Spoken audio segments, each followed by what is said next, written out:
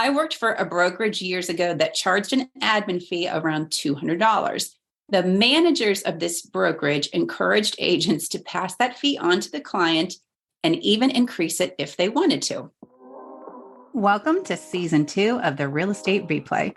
This season, we're opening up the co-host chair to agents, lenders, and other professionals across the country. These handpicked co-hosts will help us dissect stories told by sellers and buyers and help point out the good, the bad, the unethical, or perhaps illegal things that they experienced. We'll learn what to look for, what to avoid, and how to not get screwed when selling or buying. All right, so the title of this one is The Buyer's Agent Brokerage Fee of $900. It says, I'm planning to buy a house soon and spoke with the owner of a reputable firm who agreed to act as a buyer's agent. She then referred us to another agent on her team. So far, it's good, but he sent us an agreement to sign, and at the bottom, there is a line indicating an additional brokerage fee of $900.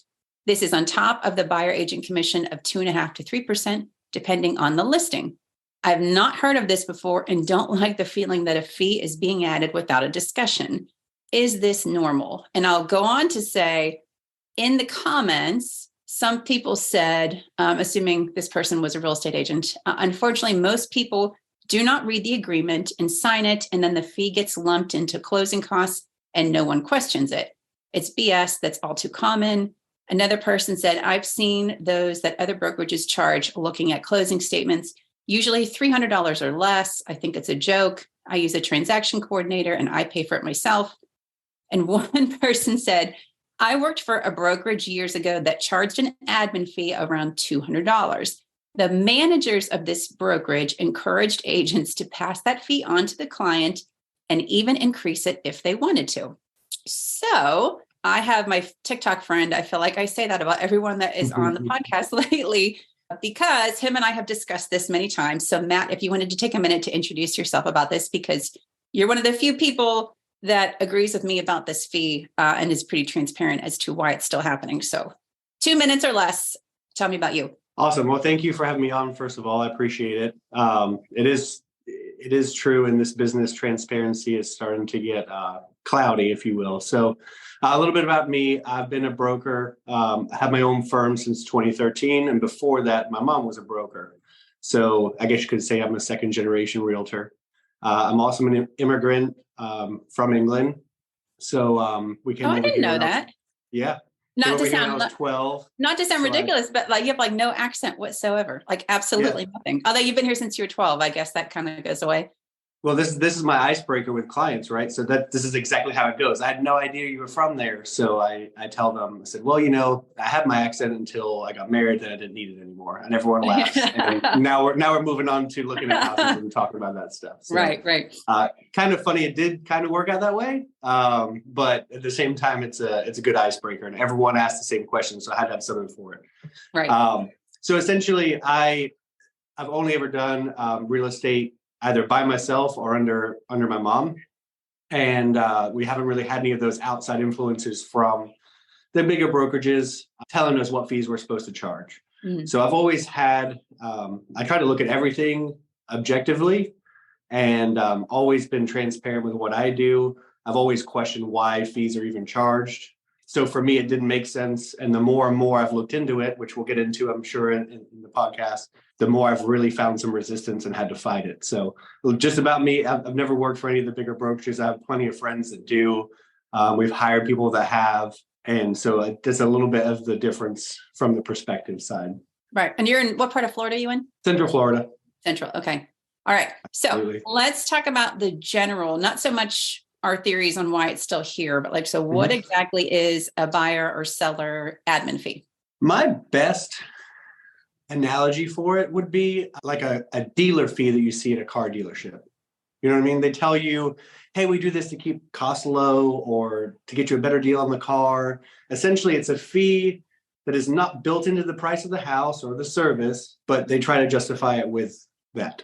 Right. And it's on top of commission, and it's usually paid for on each side. So like a home buyer is paying the cost of that. So whether it's $150 to $900, that's expected to be paid by the home buyer at closing, correct? Yeah, and I mean, if you charge one to your seller, you can collect it from the seller too, but it's not charged to both, correct? It would be the agent working for the client, whether listing or buying. That would be the person that's paying for it, right? Gotcha. Okay, so where did this fee come from? So I'll go first. That when we originally wrote about this on Selling Later, we found an article from the Baltimore Sun and a few pieces of it. They interviewed one broker who said it just helps or will help us maintain some profitability when things slow down. Another agent was quoted in here saying, how am I going to justify this fee to the buyer? It was easier to justify it to the seller, but it was harder initially for me to justify it. But once I started doing it and went into it with the right attitude, it wasn't a problem. If you perceive it as being part of the service the buyer is receiving, it's not a tough sale. They also went on to say that basically everybody else was doing it. So they should too. So back then it was looked at as just helping cover some costs and fees from the brokerage standpoint. But I know you have a better theory as to why it's continuing and probably getting worse. So your turn. What the hell is this thing for? So I think it became popular for the sole purpose of a broker recruiting agents. So one of my theories is, and I don't know really how you would prove it, but it does fall along with the pattern of what's happened with these 100% brokerages, right? So now you have an option now, which I don't know if you had that many options before, but it's a lot more popular now, that you can go to 100% brokerage, you can pay a desk fee, you can pay for a coach, you can pay for trainings. And then every time you sell a property, you pay a transaction fee, admin fee, tech fee, marketplace fee, broker fee, whatever you want to call it. They have all kinds of names for these things. And that's how you generate your money. So essentially, when you say 100% though, from an agent perspective, 100% brokerage means you keep 100% of the commission, right? Yes. So it's like I guess you could say it's like an advertising tactic to recruit agents, in my opinion, now is what it's turned into. It may not have been designed for that purpose, but it's an advertising tactic now for those people to say, hey, come join us, keep all of your money.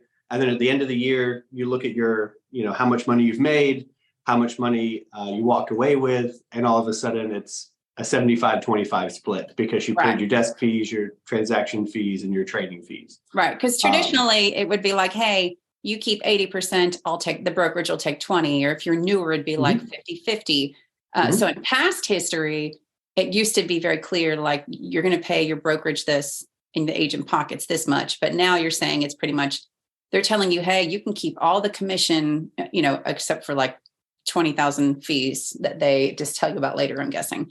But that's on the agent side, right? I think they tell you about them, but what I think happened, if you ask me, is coming through the ranks, like you used to get a better split as you performed higher. Okay. Right? There used to be tiers. So you would go to an agent networking mix and you'd be like, oh, what split are you on? And it'd be like 80-20, like, oh, I'm on a 90-10. And the assumption was you sold more because you had a better split. I will tell you that I had someone tell me the same thing, like, oh, you should charge this fee because if you sell, we average like 220 to 250 transactions a year as a brokerage. They've just said, you do the math, that'll pay for your admin assistant, it would pay for your filing fees, it would pay for this.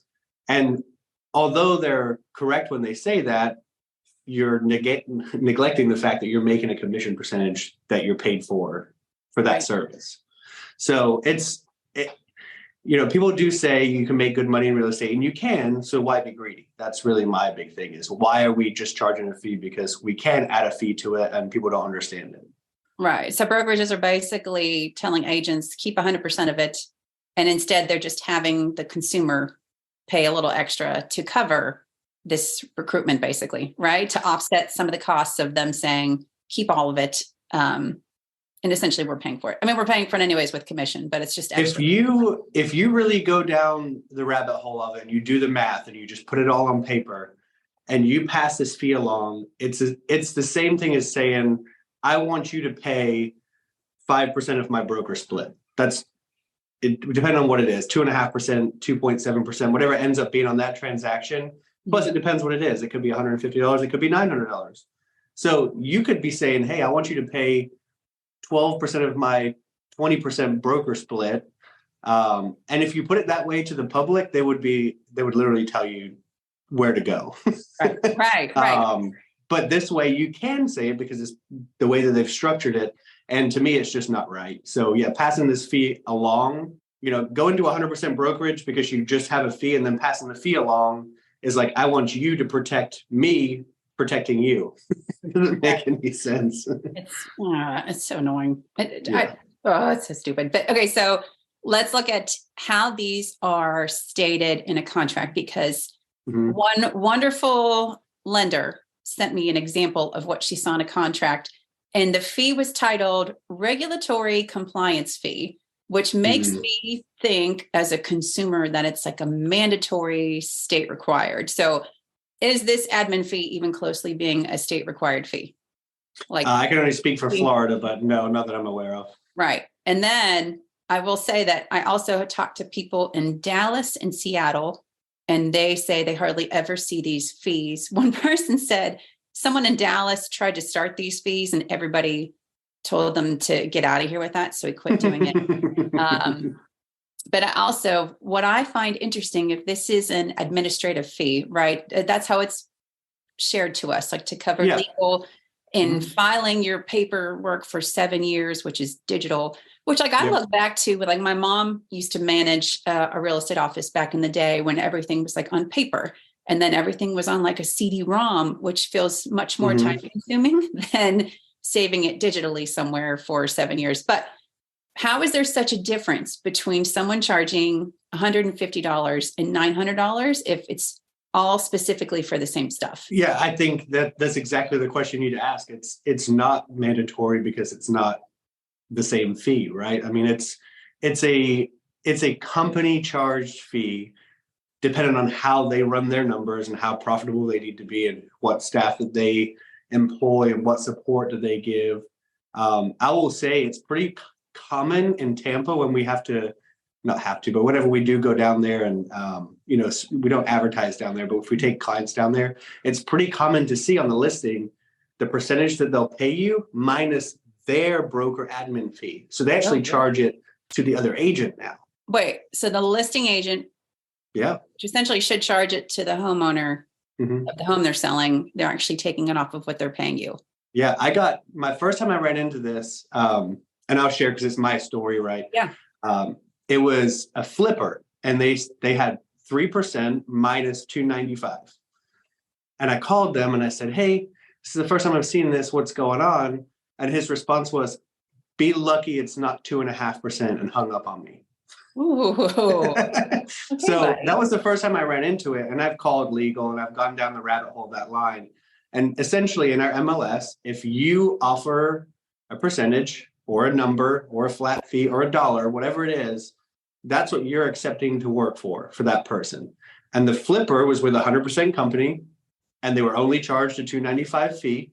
So they said, hey, I can have my license with this company, not pay the company anything, sell the homes myself, and pass the fee along to the other agent. Ooh. Yeah. Pretty cool, right? Like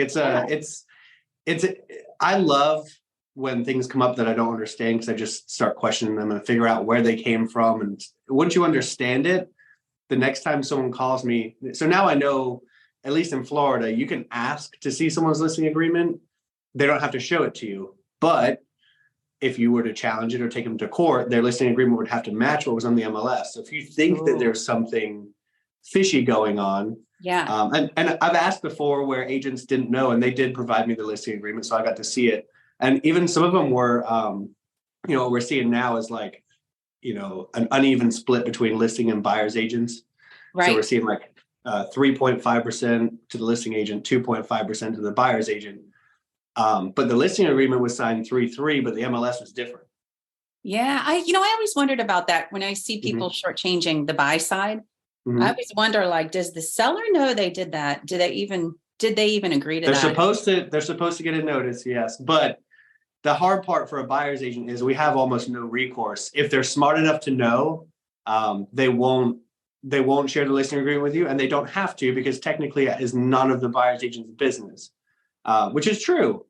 So in theory, there's a lot of protections that I think that might be questioned in the future, the more people take advantage of them.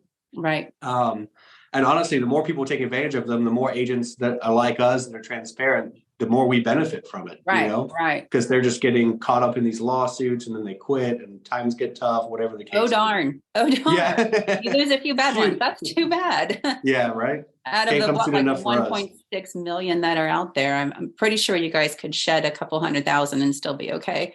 Let's talk about this fee. How do you find out if your agent is charging this fee? And I will say on Selling Later Search, we ask all agents to put it there ahead of time. So like when you're searching for people, you're able to see everything. Like on average, like for listing clients, they sit between this amount percentage wise. That's always negotiable. It's not set in stone. But we also talk about excessive fees. And I want to point out that it's usually coming from the broker or the broker in charge. Yep. It's not the agent that's just like, I'm going to charge you $500 because I feel like it. Although I'm sure there apparently are some agents that increase it if they want to. Yeah. But it does come from the broker. So I'm not faulting some of these agents. You know, this is what they're told they have to charge. But so other than on Selling Later Search, like how do you find out if your agent is going to be charging you this fee? So like you said in the example, a buyer's broker agreement will break that down for you. In Florida, most people don't use them. Oh, really? So there's a notice, in our contract at least, there's a notice that shows seller costs at closing and buyer costs at closing. It's on the as-is contract. It's also on the standard FAR/BAR contract. So when you sign that offer, it'll say regular buyer fees, regular seller fees. You know, a lot of times we use those sections for, you know, seller will cover some of buyer's closing costs and prepaids, or, you know, give them $5,000 to buy their rate down is the new one now, right? So there's a seller section, and underneath that is a buyer section. And I just signed one the other day, or my sellers did, and it said, I think it was $495 transaction fee to X brokerage. So that's where they're signing them. I don't know how they would really hold up in Florida because commissions aren't supposed to be on the contract. So I've never really run into it because I don't pursue them. They're not charging these things to me. But those are I don't know if it would hold up, to be honest, in the contract, because we can't put like our commission percentage at the bottom, which people still do. And things of that nature. So it is a cost that the buyer is paying, and it's right there in the contract. So when you're signing your offer, you might miss it because it's not really something you're looking or sign. You don't have to initial buy it; you just have to initial the bottom of the page. Right. But yeah, if that's signed, then I would assume that buyer would have to take that buyer's agent to court if they didn't want to pay it after that. Okay. And then, so I know if you do sign like an exclusive buyer agent agreement, which usually some agents will have you do before you start looking at homes. Some will have you do when you look at 2 or 3 homes, and some of them won't have you do it until you put an offer in. But for those that give it to you before they show you a home or when you start looking at homes, it should be in there, correct? It should be. Yeah, there should be a, you know, hey, if for whatever reason the seller's not willing to pay us what we're worth, which is X percentage, then you may be responsible for the difference. Florida, like I said, we don't use them a whole lot unless it's a client that, you know, potentially is a lead that we don't have a relationship with, that we feel might have worked with another agent, because it gets really murky. I think that we should probably have another podcast on this, but buyers don't understand. They understand real estate agents get paid a lot in their mind, but they don't understand how they get paid and how to break up with an agent, because if it's not in writing via email, it is very, very murky. Or if you have like if you sign this exclusive agreement with them and then you ghost them and go use someone else, but you're still technically in that window of time of that agreement, you're like, oh, wait a minute, like that agent could come after you or your agent. Even if you don't in Florida, they can still come after you. Yeah. Yeah. Oh, God. There's a time. I think we could do a whole one about that. I want to do a whole one about investors, because I talked about them for like a year and got so much shit from people. And now you're getting shit from people because it's those same people that are saying, oh, institutional investors only own 5% of the market of homes. It's not a big deal, but it is. And it's going to get worse. But you and I will dissect that a different day, because it's just, it makes me so mad. Okay. So if you see this fee, how can you negotiate it out, or how do you have a conversation about not paying it? So I think it's really easy up front if someone tells you about this fee before you're in contract, right? Like to say, hey, I'm not paying that. And if they refuse, I think you always have the option of finding someone else, like anyone on your team, that does not charge that fee. correct? Right. So you essentially, we said it earlier, right? Like agents can absorb that fee if they want to. So a lot of them will put it out there and they're already kind of timid about it anyway. So my advice would be if you give pushback on that, most of them will cave and say, I'll cover it. And then they can go back to their broker and their broker can say, okay, I won't charge it to you on this one. It all depends on how the company structure is set up. But yes, most of them will lean on their broker. And if you really wanted to, if it was something that we charged, I'm sure I'd have that conversation with some people that came in and said, hey, I want to speak to your broker and ask why they charge this fee. I mean, it would be just a quick, simple conversation. And I think if you get to that point and they're willing to defend it that much, I would have other questions about why I was using that agent or brokerage, to be honest, because I don't know what the next things that I wouldn't trust would be. Right. It should all just be told to you up front. I hate that some people, actually, we did a survey of past buyers and sellers, and we asked them a ton of questions. And the one was, were you charged an admin fee? And so there was a bulk of people in California who said they didn't get one. There was somebody in, I think it was Minnesota, so they were charged one. They were never told about it, and they found out about it on their closing disclosure. And they were like, what the hell is this? Like, no one told me about this. And as a home buyer, if you're already scraping pennies together to get your down payment and all your closing costs covered, like $900 extra is a lot of money. And to not have that be disclosed to you is a big wrench, I think. And one of the big things for me, I kind of came up in the investor world, but helping them remodel and rent homes. So my major client focus was first-time home buyers and finding every possible way to keep all of the closing costs low, get them into, we had a first-time home buyer MCC tax credit, which was really good for a few years, where they could get up to $2,000 a year back on their taxes to help pay for their mortgage payments. Getting their closing costs paid, to me, it didn't make sense to add to their closing costs. I was trying to get them as low as possible. Right. And again, like I said, it's not like we're, if we're providing a value and, we know how to negotiate our worth, there's no need to add in fees for the end consumer to pay. And then my favorite last question that I ask everyone that I don't tell anyone I ask this. All right. So what is one thing that you either feel is a giant misconception about agents? It can be something that just pisses you off, or it could just be like something that's your little soapbox to stand on and talk about. It can be about the industry. It can be about agents. It can be about buyers, sellers. One thing you wish people understood better, or just irritates the hell out of you? It's a good question. I would say real estate is an asset that benefits you. It's an investment vehicle. It depends. If you listen to Grant Cardone, a house is a liability, right? But for most people, it's their biggest asset. Can we talk about him for 1 second? Yeah, we can. Okay. So he says you should never own a home, but he owns a ton of them, right? Right. So like you shouldn't own a home, but he can own them, right? Am I making that correct? I mean, I understand he's like, you shouldn't be paying a mortgage, have someone else pay it for you, but he's still reaping the benefits of the equity gaining on the house, right? So in his position, I don't disagree with him in his position. He has so many thousands of doors, cash flow. To own a $40 million home or a $10 million home or a $20 million home, there's a lot of expense that comes with that, right?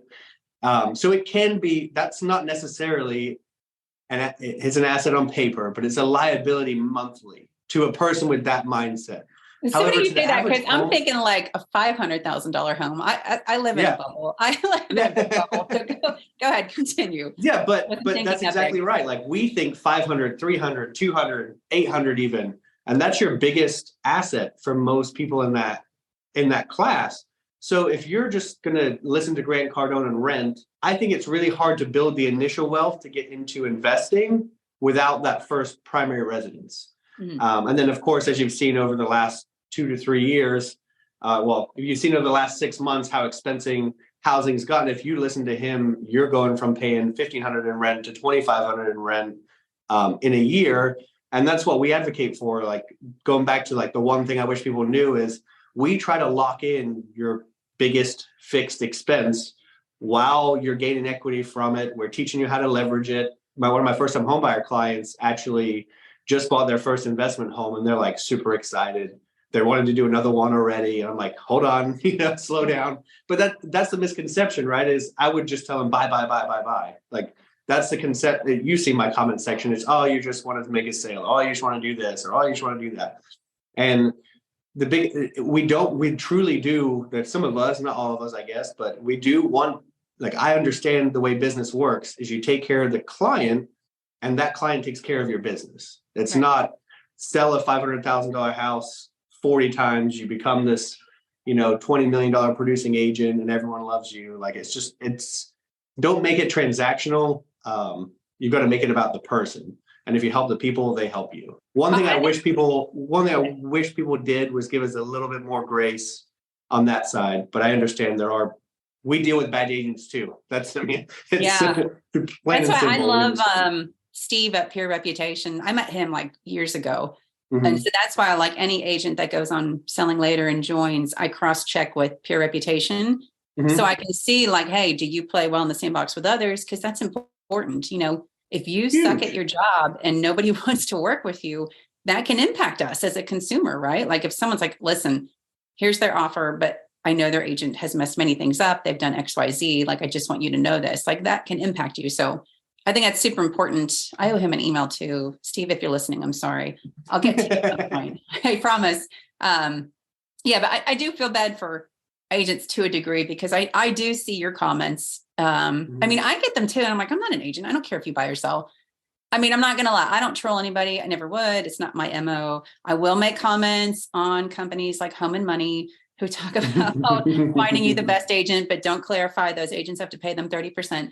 But I would never troll on someone's account. And when someone does it to me, I always remind myself, like, you have to be unhappy or mad at yourself or miserable to spread that on to someone else. And usually that helps me just be like, all right, delete it, forget it. Whenever someone picks on like a physical attribute or just says something mean, and they, that they agree with the content, they just don't want to.